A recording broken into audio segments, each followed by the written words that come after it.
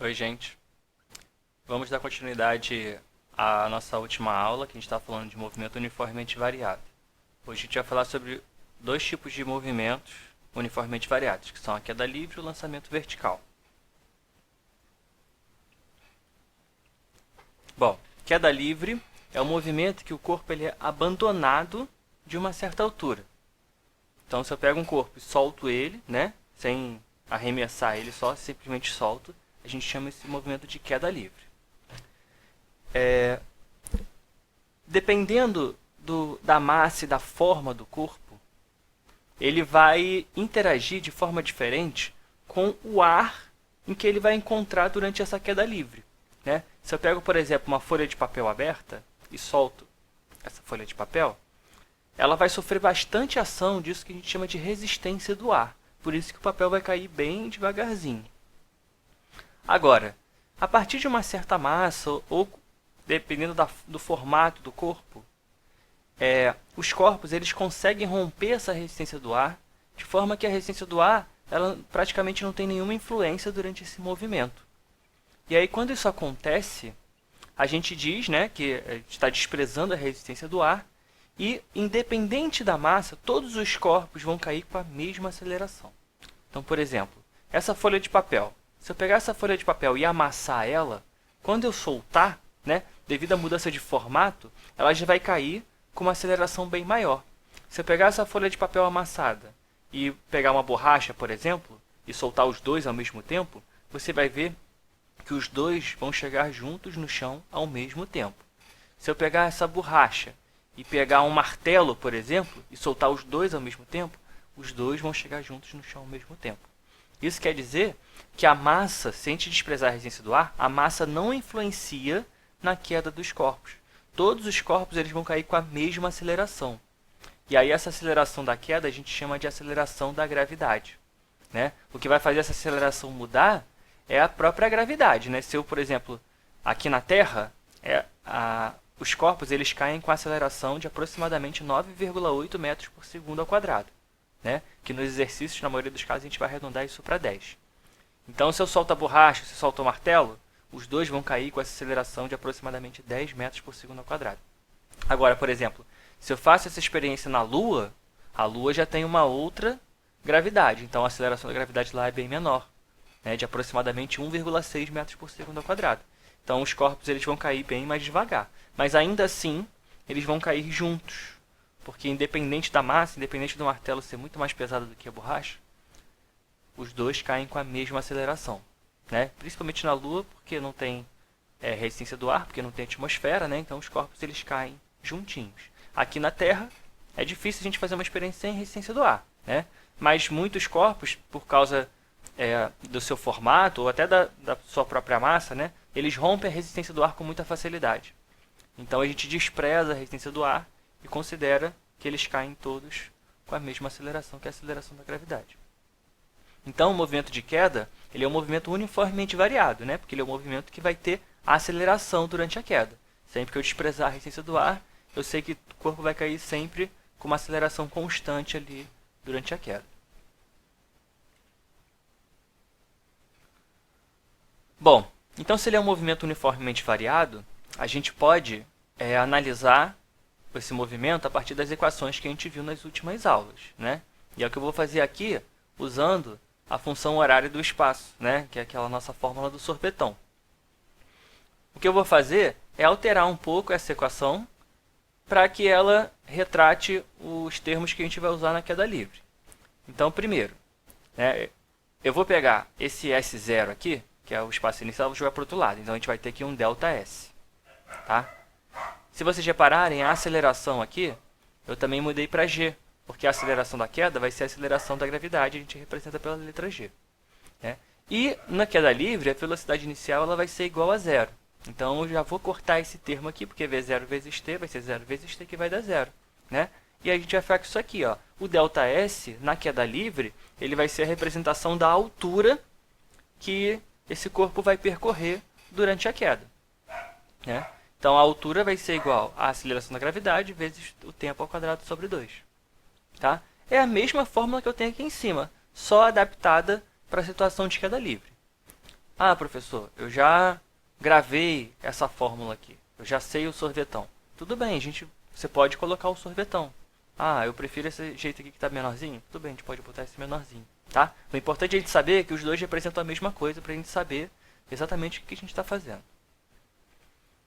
Bom, e aí eu coloquei aqui um exemplo de questão sobre queda livre.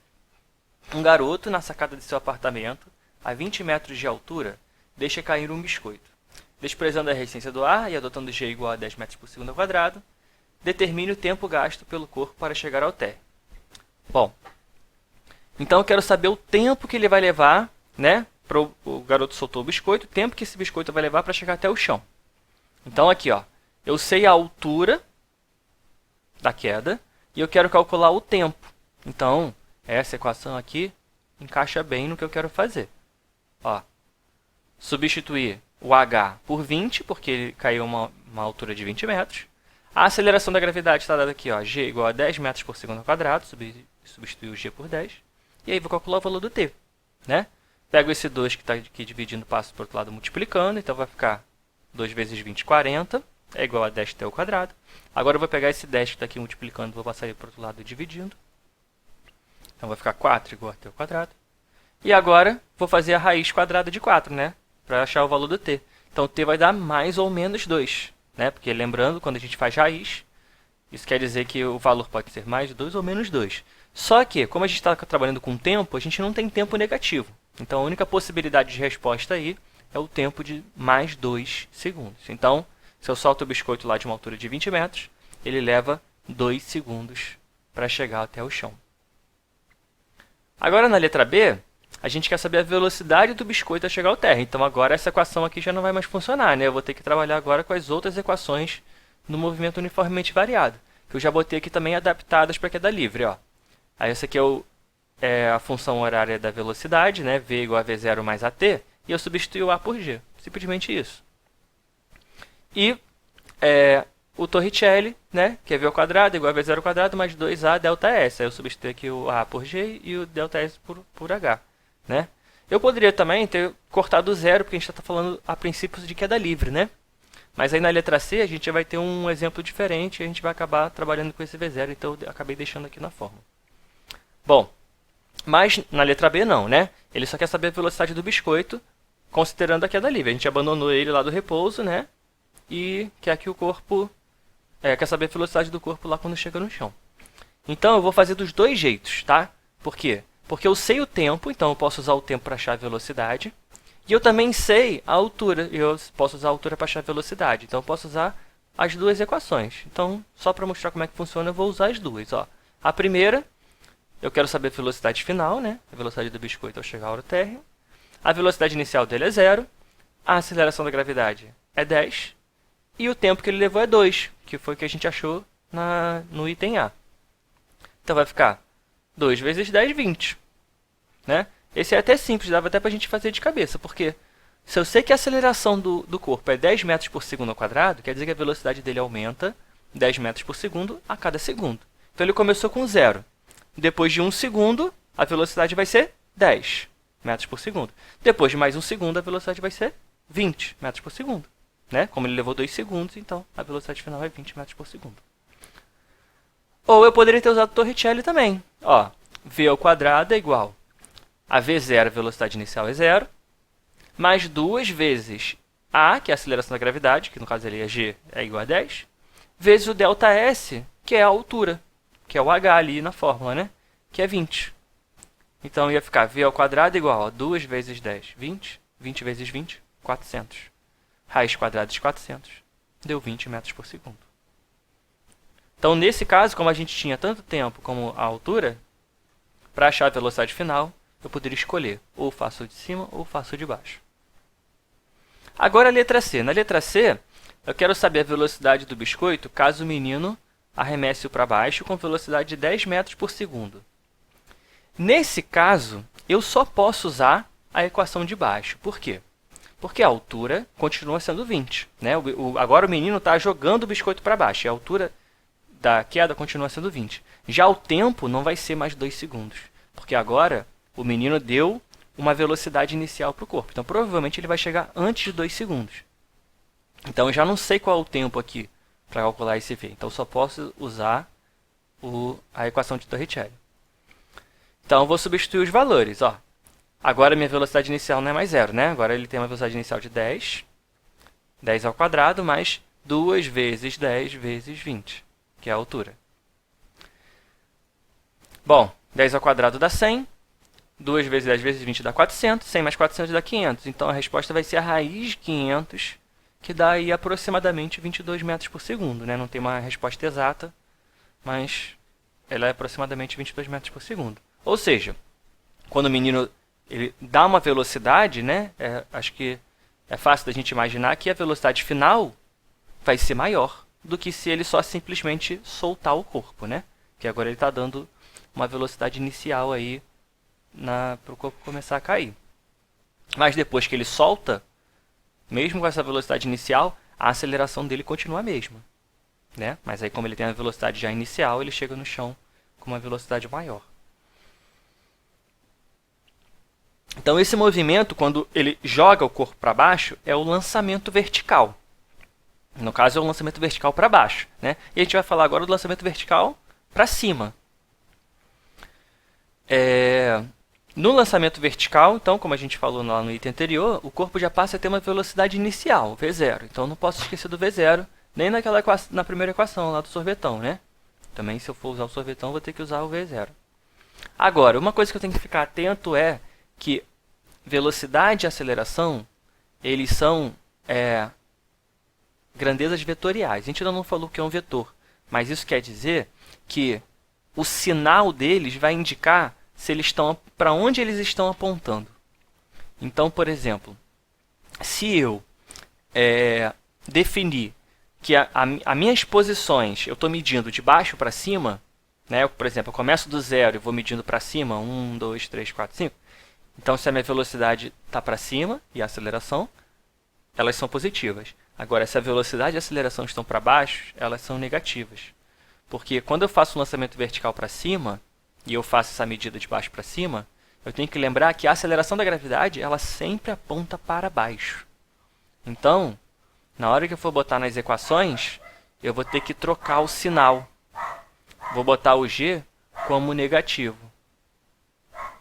Tá? E aí eu vou deixar o V0 em todas, porque além disso eu também vou ter uma velocidade para poder fazer com que o corpo comece a subir. Né?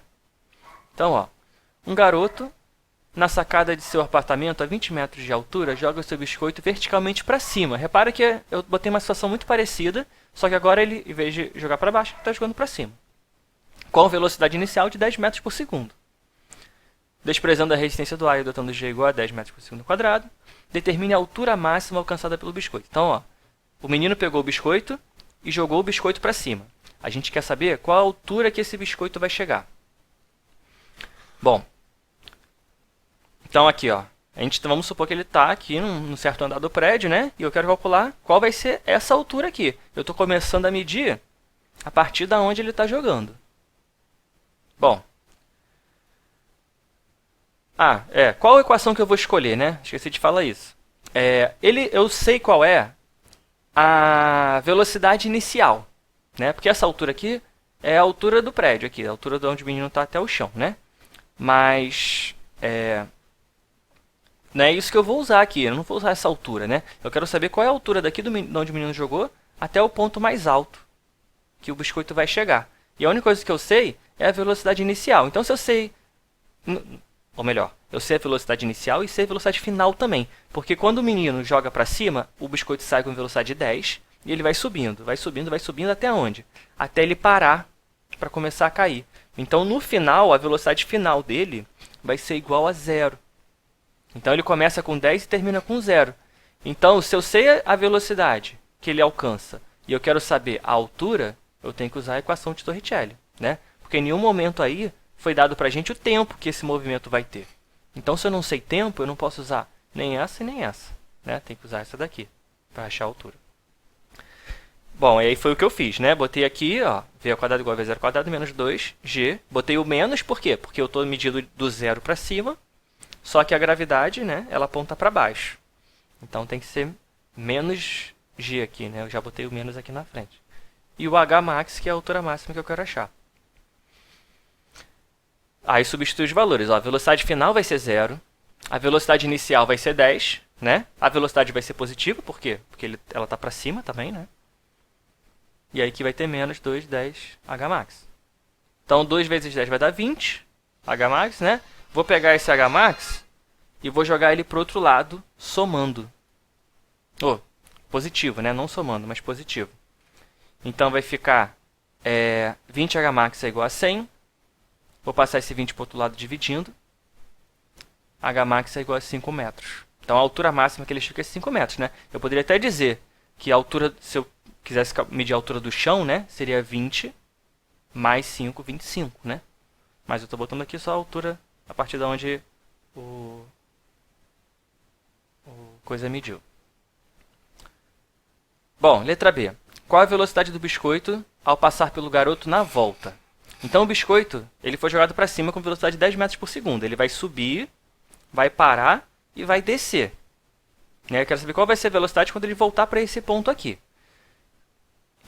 Quando a gente está fazendo esse lançamento vertical para cima, né, usando essas equações, não importa se o biscoito vai e volta. Eu vou usar as mesmas equações, a mesma situação. Você tem que ficar atento aos sinais. Então, no caso, eu quero saber a velocidade final do biscoito. Né? Ele vai subir e vai descer. Eu sei a velocidade inicial, quero saber a velocidade final. E eu também sei qual é o espaço percorrido por ele. Porque ele vai começar desse ponto e vai terminar também nesse ponto. Eu não sei o tempo, né? Então eu vou usar essa equação aqui, que é o Torricelli. Ó, a velocidade final eu não sei qual é. Mas a velocidade inicial é 10 metros por segundo.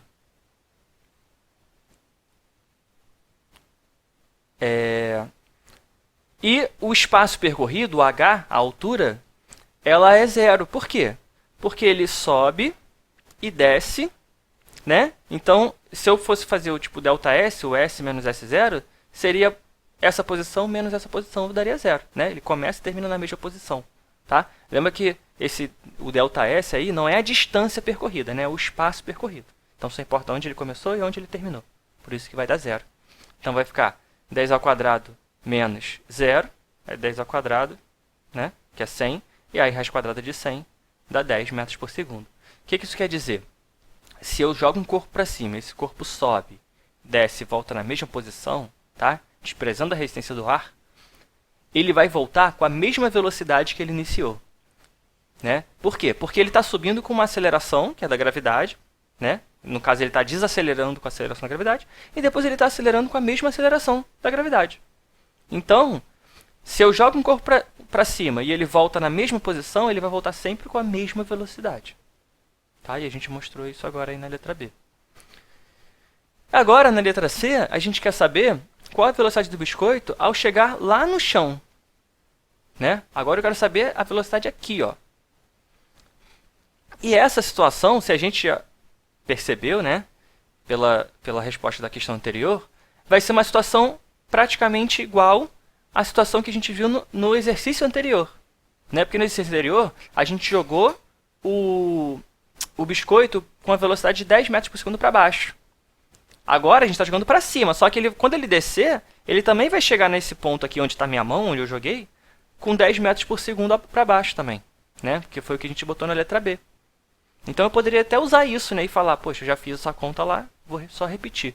Mas não, eu vou considerar que eu não fiz conta nenhuma, eu vou fazer a conta do zero. Tá? Considerar que eu não sei esse fato. Então o que eu vou fazer? Ó, eu quero saber a velocidade aqui no final, né? E eu sei a altura que ele vai percorrer. Então, mais uma vez, eu vou usar o Torricelli. Porque em nenhum momento aí eu soube o tempo, né? Eu até poderia calcular o tempo, mas não foi pedido isso pra gente. Então, o que eu vou botar? Ó, a velocidade inicial ela é de 10 metros por segundo, para cima, né? Uma velocidade positiva. Só que a aceleração é para baixo. E não só a aceleração é para baixo. A altura que ele vai percorrer, o ΔS, ó, como eu botei o meu zero aqui em cima, e eu estou medindo, né, os positivos para cima, 1, 2, 3, para baixo eu vou ter o menos 1, menos 2, menos 3, né? Então, se daqui até aqui tem 20 metros, então esse h aqui vai estar no menos 20. Por isso eu botei aqui h como menos 20, né? Porque eu comecei a medir lá de onde o garoto está, e eu quero saber aonde essa altura é zero. Eu poderia ter escolhido esse zero como referência aqui embaixo também, tá? Mudaria, por exemplo, o que eu fiz lá no primeiro, né? Eu não poderia ter botado, considerando o zero dali, né? E calcular só os 5 metros, eu teria que calcular desde lá de baixo, tá? Mas eu posso escolher a referência onde eu quiser. Nesse caso, eu escolhi aqui. Então, se eu escolher o zero aqui, o que está para baixo é negativo. Por isso, eu botei o h negativo. Então, vai ficar v ao quadrado é igual a 10 ao quadrado 100, menos 2 vezes 10, 20, vezes menos 20, aí dá menos 20 menos 20, dá mais 400. 100 mais 400 dá 500, e aí raiz quadrada de 500 dá aproximadamente 22 metros por segundo. Que é a mesma resposta do exemplo anterior. Por quê? Porque é uma situação semelhante, né? Nos dois casos, o corpo, durante a queda, vai passar no ponto onde está o garoto com velocidade de 10 metros por segundo. Só que um é o garoto jogando para baixo e o outro é quando o biscoito está caindo, né? Ele subiu e depois caiu. Mas aí, a partir daquele ponto ali, o movimento é igual. Tá? Por isso ele chega com a velocidade igual. Bom, gente,